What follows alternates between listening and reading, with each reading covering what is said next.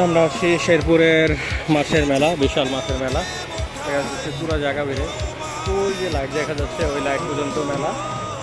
তো আমরা আমাদের মেলা দেখা শেষ, টুকটাক খাওয়া দাওয়া হলো।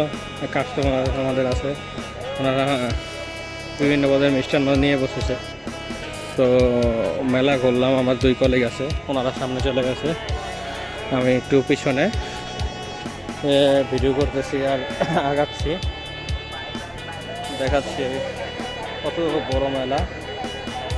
পার্কিং পুরো আমাদের যমুনা ব্যাংকের পাশে গিয়ে ঠেকেছে, পার্কিংয়ের জন্য গাড়ি রেখে অনেকে মানুষ আসতেছে। এত মেলা কালকেও দেখছি যে কম মানুষ, এখন মাসের থেকে অন্যগুলা বেশি চলেছে। দিলেও লাগবে বল না।